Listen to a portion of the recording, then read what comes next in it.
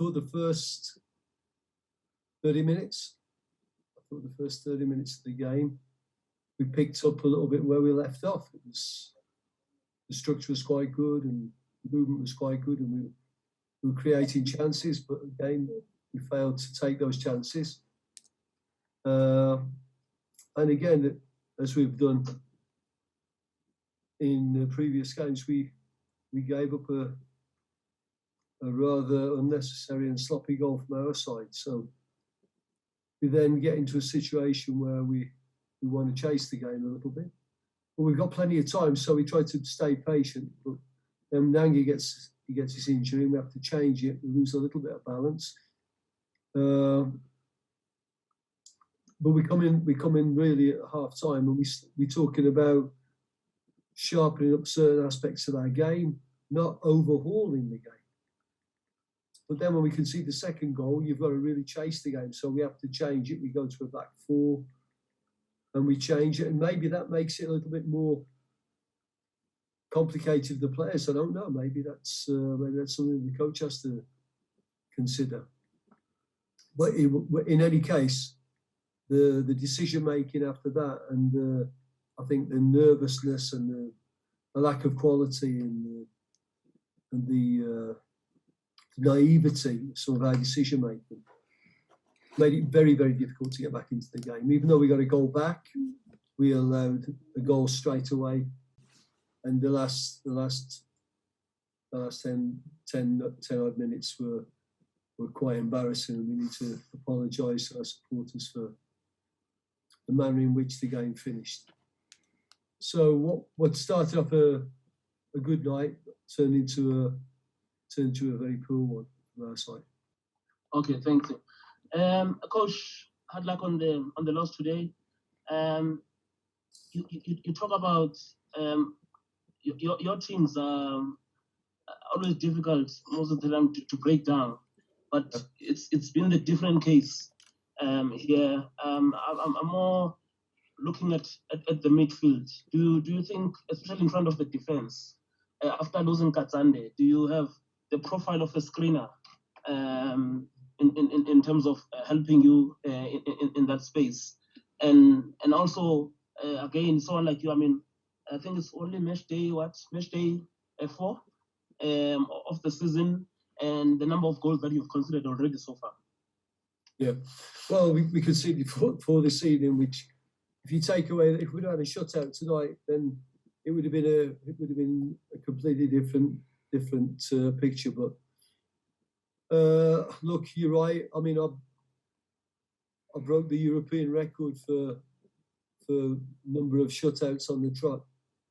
We had 13, and we were very, very miserly when I was here the last time. I don't want to be back heavy. I don't want to have a tight defence, but we don't play expansive football. And so we're finding that balance. Whether we have a player like Willard, no, we don't. We don't have that one that sits. Anthony, when he came in, was going to do that role, but we don't have, in the way we're playing at the moment, we don't have that. We have an extra centre back who steps up rather than a midfield player that drops in. So we should compensate for it.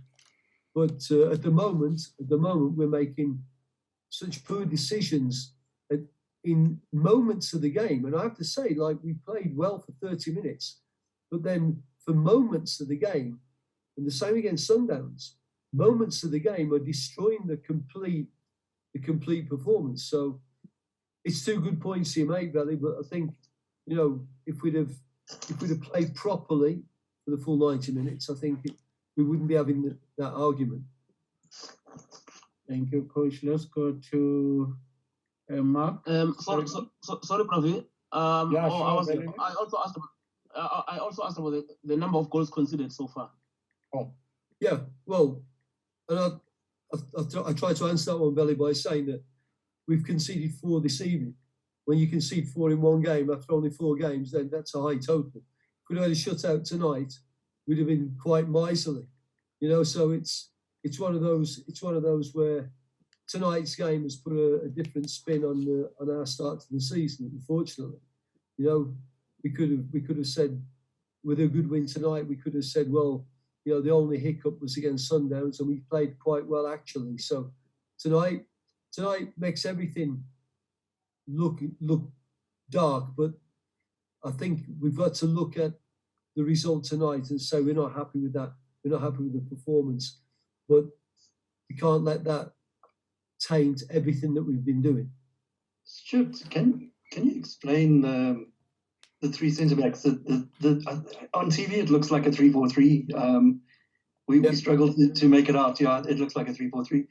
The first game I think it was the Baraka game I think it was 4 at the back and it worked really well. The last two games, the 3-4-3, no criticism of it, but just wondering if you could explain what the thinking is. How much of a setback is a 4-1 when you're trying to establish a combination with a new look team and a team that's had a very low on confidence for the last 6 years? Two parts. No, if I take the second part first, obviously when we're in the situation that we're in, trying to put together different sorts of strategies and corporations and structures within the team, a 4-1 is absolutely not the desired result. And the reason that it became 4-1 is because we chased the game and made poor decisions and poor mistakes. So the reason that we got 4-1, if we'd have just kept it tight and kept on playing, maybe it's 2-1 and people are not crying so much, but we can't do that. We've got to go and try and win the game. We've got to try and get back into the game the way we did in the Nedbank in the MTN against Sundowns. We got back from 2-0 down. So you've got to try and do that. Playing with three centre-backs. Look, we played against Baraka, and the last 15 minutes, and even against Sundowns, we conceded goals by people changing the play from one side to the other, and our distances were a little bit wrong, and they ended up crossing, and we ended up by being a man short in the centre. So we gave up goals like that, despite playing quite well apart from that, So like if you remember the goals against Sundowns, and then even if you remember the goal against Baraka from the set play, it was at the far post, and you remember the Sundowns goal now was at the far post. We're having that problem. We're having that problem with our distances. So our idea there was to go with three centre backs, and we could tuck that wing back around and kill that space. Now, it has worked, but we've still conceded goals in poor situations for us. The 3-4-3, the two wing backs getting high and wide when we have the ball has helped us a lot. It's been very good. Like we've scored, and we've had joy with it. But it's the question. The question is that, can we defend as efficiently with the 4 as we can with the 3 plus the 2? Because the front players play almost exactly the same. We have a 9 and 2 pocket players, and the 2 centre midfield players. That's almost exactly the same. You either take that centre back and make him into a defensive midfield player that drops in between your centre backs in the build up, or you have a centre back that gives you 3 centre backs. It's about finding balance, Mark, and the balance was obviously wrong tonight.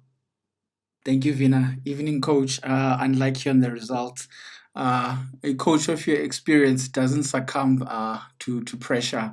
Today we saw Njabulo Ngcobo play and Brandon Peterson play. Thoughts on their performances, please. Thank you. Brandon, I think we hung him out to dry a little bit. Whenever he was brought into the game, he was brought into the game. I thought his distribution was quite good in the first half, and his calmness was quite good. But whenever he had to make a save, it was almost a last-ditch save. So I don't think it wasn't a very easy game for Brandon in that respect. Njabulo, look, I said I've been saying all along, Jabulo's got to get used to his teammates. He's got to get used to the way we play. He's got to accommodate our build-up play with his own qualities, and he's going to make mistakes, and he's going to give us some strengths, but the same as every player, I think the screaming after push him in doesn't help him. It doesn't help anybody. I mean, I gave him a game tonight because I thought it was the right game for him to go in. I wanted him to drive forward a little bit with the ball on his side and dominate a little bit, and because of the way they play. But this is his first game. He did okay, but he can do a lot better.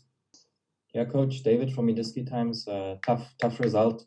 Just wanted a quick word on Keegan Dolly. You know, he obviously did quite well in his previous performances, but today he looked off his game, and there was a free kick shortly before he was substituted that sort of symbolized this game.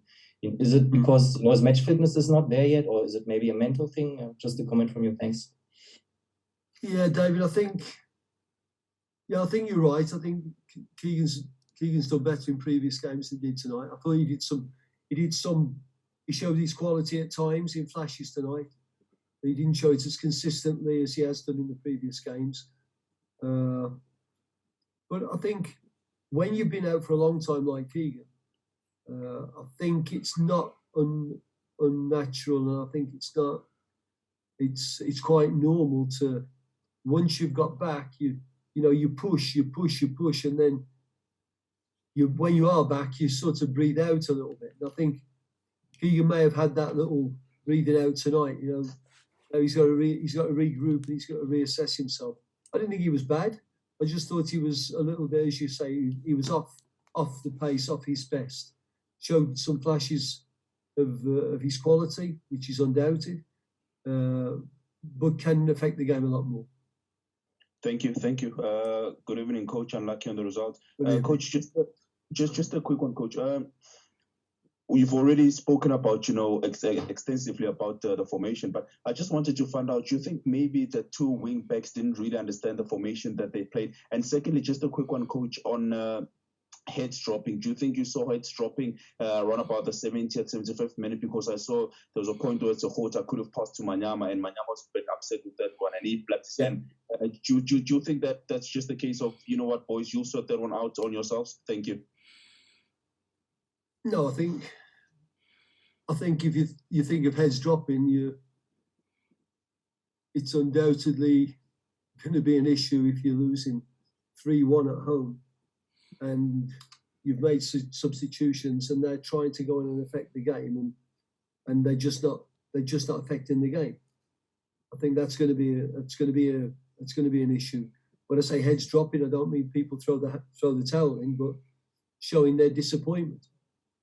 So I think that's something that's unavoidable. You can keep on pushing until the end, but what happened this evening was that in our pushing, I've changed. I've gone to a back four.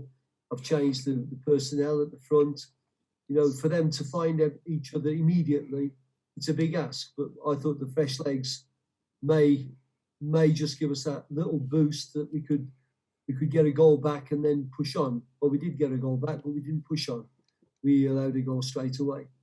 About the wing backs, look, I think the wing backs understand their role perfectly. I think we've played like this for 3 or 4 games now, in friendly games and against Sundowns and against this in this game. They understand. In fact, I think Blom plays it very, very well. The problem is that when you're going to push forward, if you're going to leave them high and wide, that the 3 at the back have got to spread properly, and they've got to get their distances right, and you've got to protect them as well with maybe a defensive midfield player sitting in. So I think there's a lot of things that can go wrong with a wing back system, the same as every other system. But I don't think it's any different to if we play with a back four and we push our full backs on the way Sundowns do. and drop a midfield player in between to pull the strings a little bit. It's the same build-up structure. So I think they understand it quite well, but it's the same as everything. Everything comes into under the microscope if you have a bad result.